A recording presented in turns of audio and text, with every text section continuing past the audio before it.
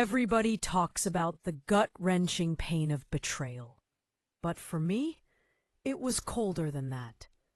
It was the feeling of watching 7 months of relentless work, my entire professional reputation, evaporate in real time, all because the man I loved, my partner, was scared my success would overshadow his fragile little ego. Robert didn't just cheat on me. He sabotaged my career by destroying my key case files right before the biggest trial of my life. He thought he was smart. He thought he was untouchable with his secret high-stakes stock trading. But he didn't realize that in the world of high finance and digital data, the tiniest flaw is a death sentence.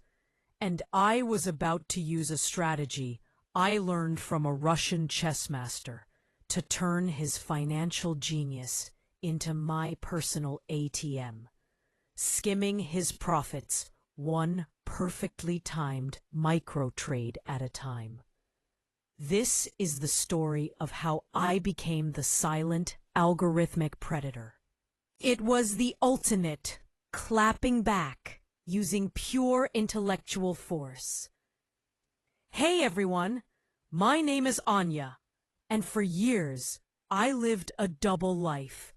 On the surface, I was a high-powered corporate lawyer, focused, relentless, and driven, a total gunner.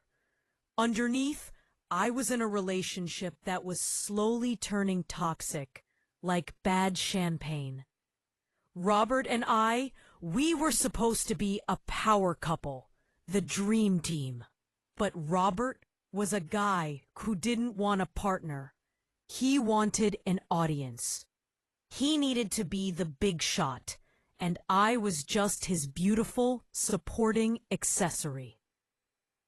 If you've ever had a relationship where someone you trusted used your vulnerability against you, where they smiled to your face while actively trying to hold you back, then hit that like button right now.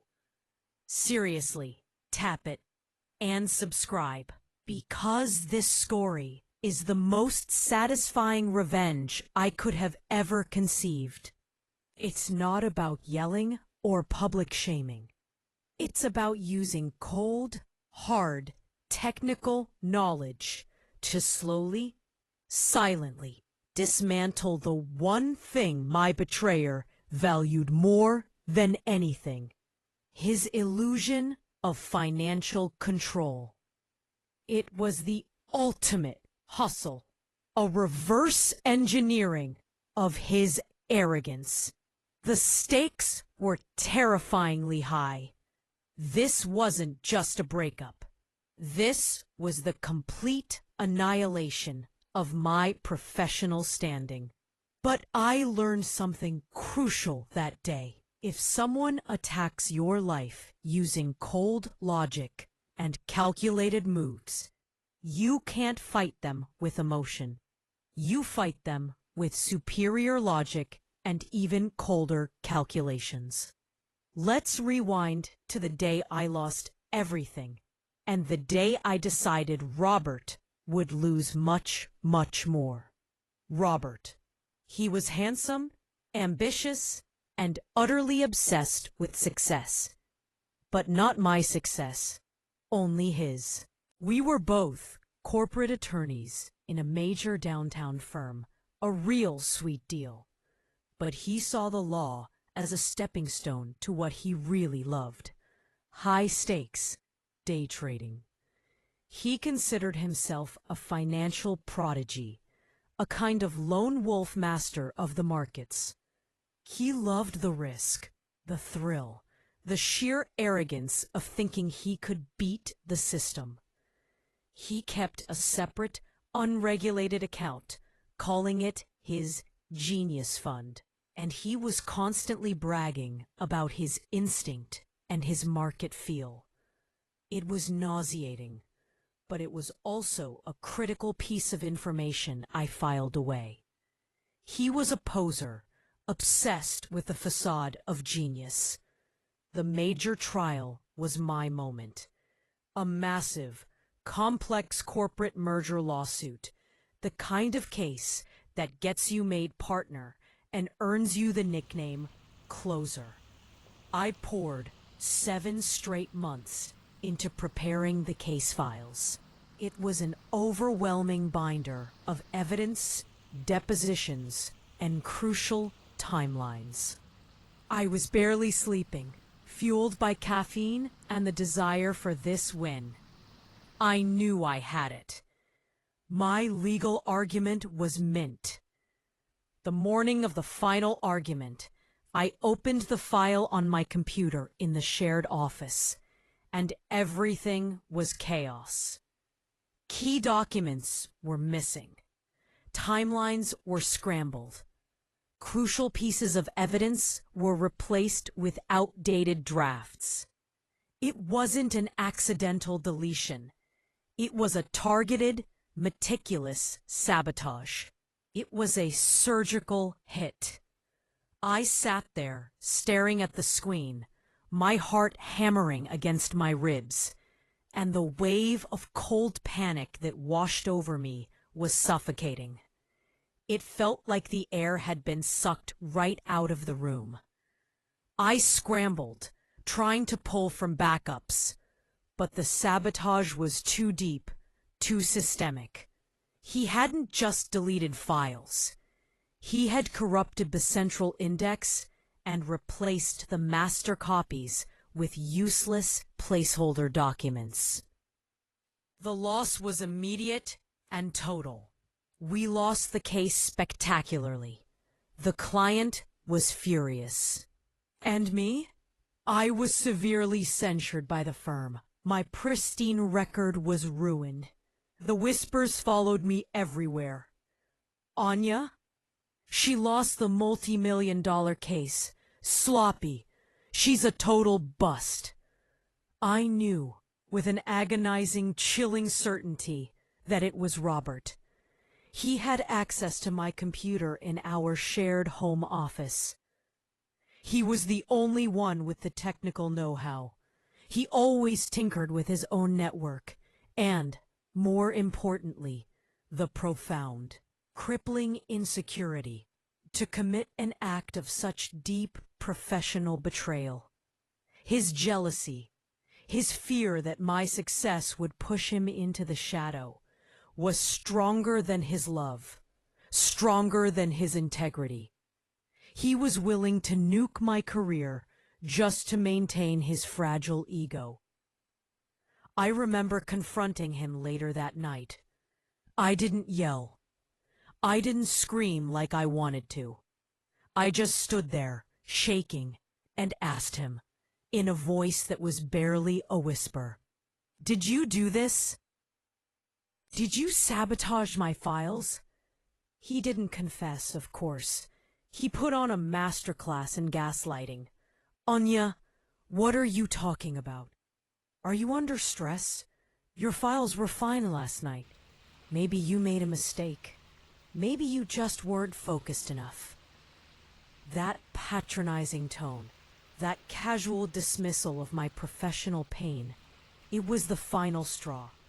His arrogance, the easy way he dismissed my pain and my destroyed career, hardened the cold knot of fury in my chest. I suddenly saw him for what he was, a small, insecure predator dressed up in a nice suit.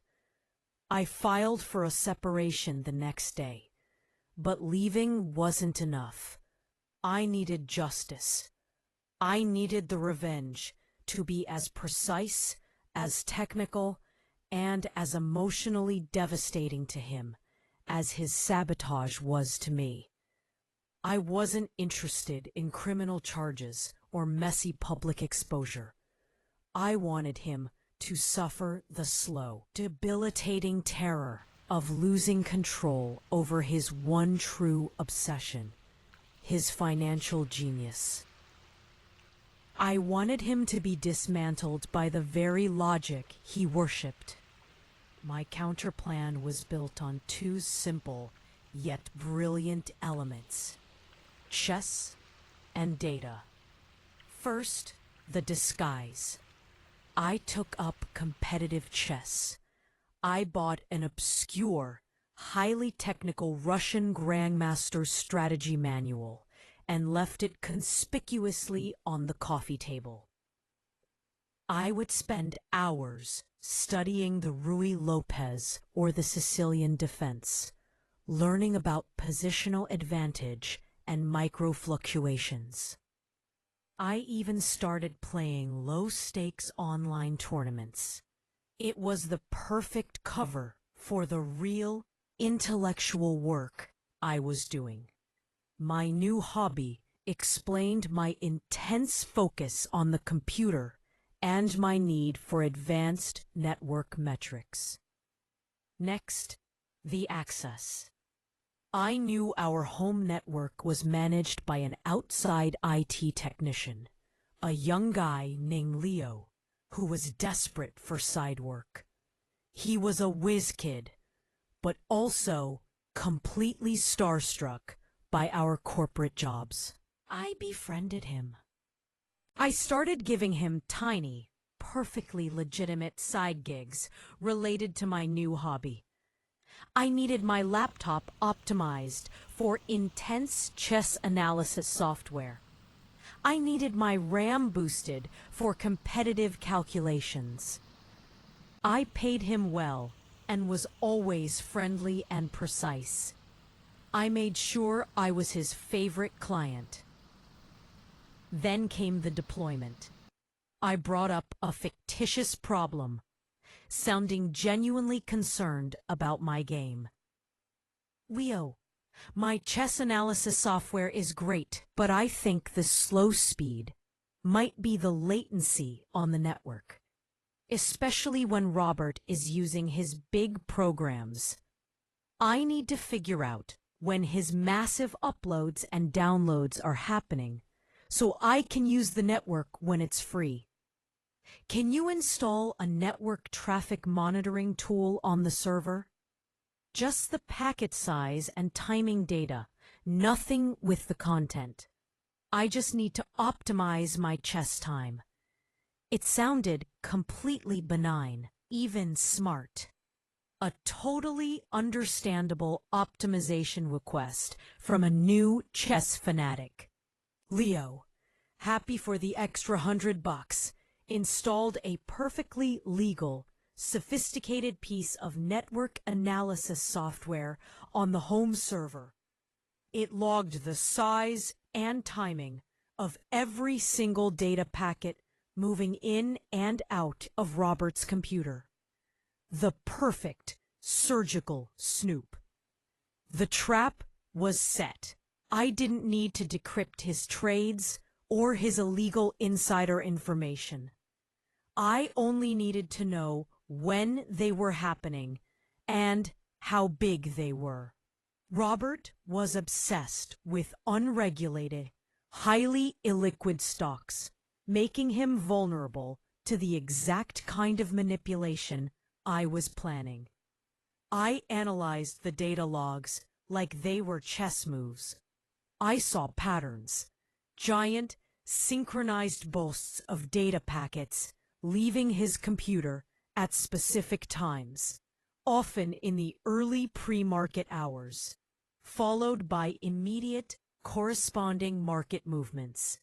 These weren't random trades. These were the massive orders he was dropping using insider information he was likely still gathering through his corporate network connections. The size of the data packet was the fingerprint of his big money moves. His trading strategy was based on making huge, blunt force trades that moved the market in his favor. It was arrogant and visible. My strategy would be the complete opposite: high frequency, perfectly timed micro trades. The core of my revenge was financial parasitism. I knew that when Robert dropped a massive buy order for a certain stock, The initial flood of demand would cause a microspike, a tiny momentary upward fluctuation before the market absorbed the order. This is a common phenomenon called latency arbitrage. I would place a minuscule, perfectly timed sell order during that millisecond microspike, essentially selling high to the very beginning of his massive buy volume. Conversely, on his huge sell orders, I would place a tiny buy order at the bottom of the temporary micro dip he created. Period. I didn't need to know what stock he was trading. I just needed to know when the giant data packet left his computer. I developed a simple algorithm, a little piece of digital poetry that executed a trade, always on the opposite side of his, within 5 milliseconds of detecting the telltale signature of his massive order leaving the network. The fractional profits were tiny, almost negligible. We're talking pennies per trade. But Robert was making hundreds of these high-stakes trades every week, often turning over millions of dollars of capital. And every time he made money, I was there, lurking in the shadows, taking a fractional, perfectly timed, legal cut off the very top of his gains. I wasn't stealing his illegal profits. I was exploiting the logistics of his data transfer, using his size and arrogance against him. I was his invisible, algorithmic leech. The impact was slow, insidious, and psychologically devastating. Robert started noticing. He wasn't losing money in large chunks. He was losing a steady, inexplicable trickle of his expected gains. A trade he expected to yield 1.5% profit would only yield 1.45%. The money wasn't missing. It was just consistently, mysteriously less than it should have been. He was losing basis points on every single successful trade. He became obsessed. He would pace the house, staring at his trading screen, his confident swagger melting away into a paranoid frustration. His instinct was failing him. "It's the market friction," he'd mutter, running his hand through his hair. "I'm losing basis points. It's statistically impossible to be this consistently off. Someone is front-running me, but how? I'm using an encrypted private server. I'm the fastest trader in this whole darn state." The best part? He didn't just blame the market. He blamed himself. His one source of pride, his genius fund, was failing him, and he couldn't figure out the reason. He was so arrogant that the idea of an external, sophisticated attack was less palatable than the idea that his instinct was simply failing. He believed he was the master of the universe, and now the universe was subtly whispering that he was garbage. His confidence evaporated. The high-stakes, adrenaline-fueled trades that made him feel untouchable now filled him with dread.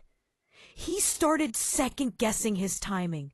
He would drop a massive order, pause, and then cancel it, terrified of the invisible leakage.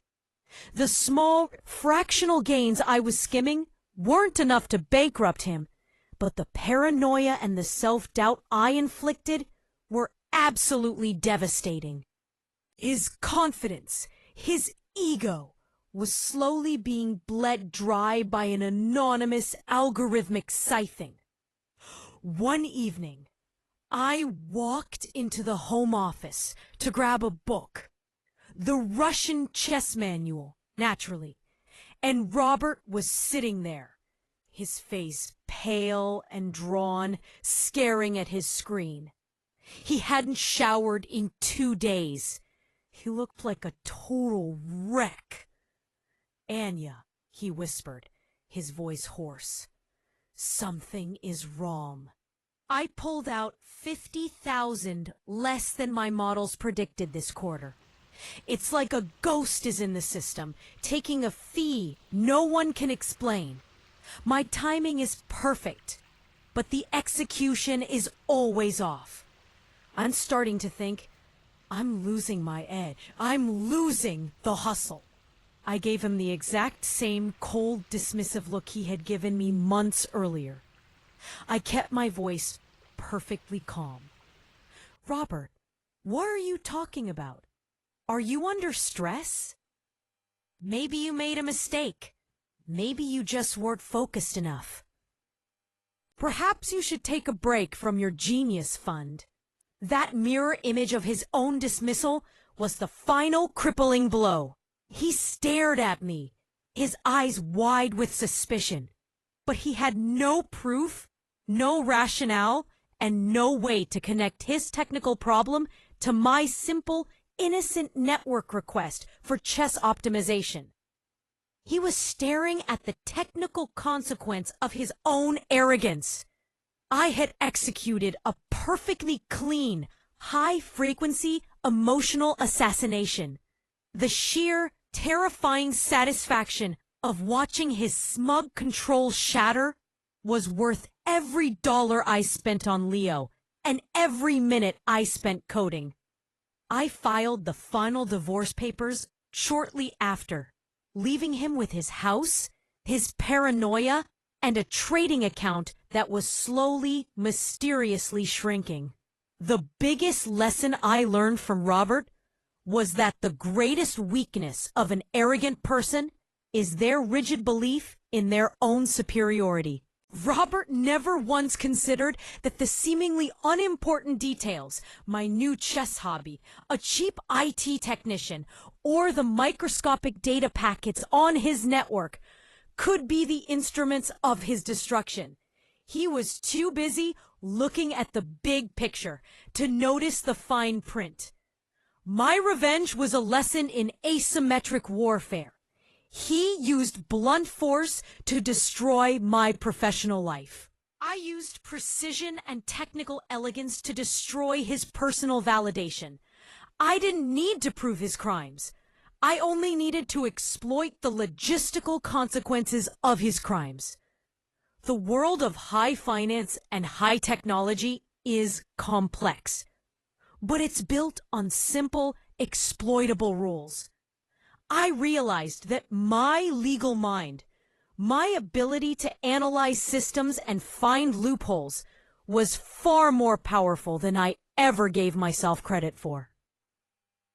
I stopped being the victim of his sabotage and became the master of my own digital destiny. The money I skimmed was nice, but the true prize was the silence of his shattered ego. So, that's how I turned high-stakes sabotage into high-frequency, ultra-precise revenge. It's a chilling reminder that sometimes the person sitting next to you, the one you think is harmless, is actually gathering the data they need to take you down. What about you? Have you ever had a coworker or a partner who was so arrogant they simply had to be taken down a peg? Tell me your stories in the comments below. What was the most sophisticated, subtle payback you've ever witnessed? If this story gave you the chills and proved that information is the ultimate weapon, smash that like button, subscribe to my channel, and make sure you hit the notification bell. Thank you so much for listening. Be smart, be cautious, and never underestimate the quiet observer. I'll catch you in the next one. Peace out.